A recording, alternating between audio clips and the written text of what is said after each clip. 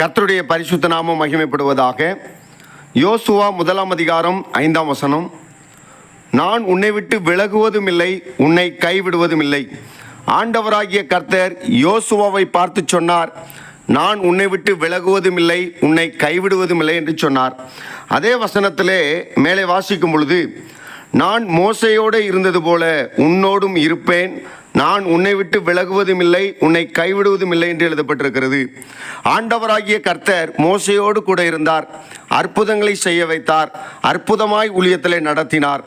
யோசுவாவை பார்த்தும் சொல்லுகிறார், நான் மோசையோடு இருந்தது போல உன்னோடும் இருப்பேன் என்று சொன்னார். இது யோசுவாவுக்கு மாத்திரம் சொல்லப்படவில்லை. இந்த சத்தத்தை கேட்டுக்கொண்டிருக்கிற, இந்த வார்த்தையை கேட்டுக்கொண்டிருக்கிற உங்களோடு கூட தான் சொல்லிக் கொண்டிருக்கிறார், நம்மோடு கூட தான் கர்த்தர் சொல்லிக் கொண்டிருக்கிறார். நான் உன்னை விட்டு விலகுவதும் இல்லை, உன்னை கைவிடுவதும் இல்லை என்று ஆண்டவர் சொல்லுகிறார்.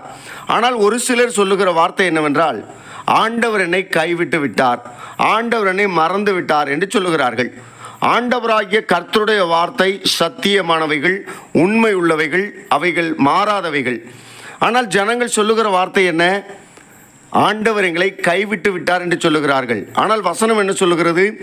நான் உன்னை விட்டு விலகுவதும் இல்லை, உன்னை கைவிடுவதும் இல்லை. ஆண்டவராகிய கர்த்தர் நம்மோடு கூட இருக்கிறார், அவர் நம்மை விட்டு விலகவே மாட்டார். நாம் தான் சில வேளைகள் என்ன செய்கிறோம்? கர்த்தரை விட்டு விலகி போய்விடுகிறோம்.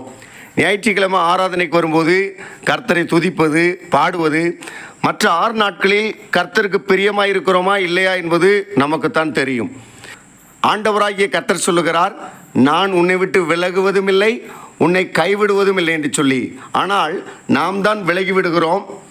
ஒரு பிரச்சனை வந்தால் சொல்லுகிற வார்த்தை என்னவென்றால், ஆண்டவர் என்னை கைவிட்டு விட்டார் என்று சொல்லுகிறோம். நிச்சயமாய் அது உண்மை இல்லை. ஆண்டவர் நம்மை விட்டு விலக மாட்டார். நாம் விலகி இருக்கும் போது கைவிடப்பட்டிருப்போம், அதுதான் நடந்திருக்கும். நாம் கர்த்தரை பிடிக்கும் போது ஒரு நாளும் கைவிடப்படுவதில்லை. ஆண்டவரை பிடிக்கும் போது கர்த்தர் கைவிடாமல் நடத்துவார். கர்த்தர் உங்களை ஆசீர்வதிப்பாராக. ஆமேன்.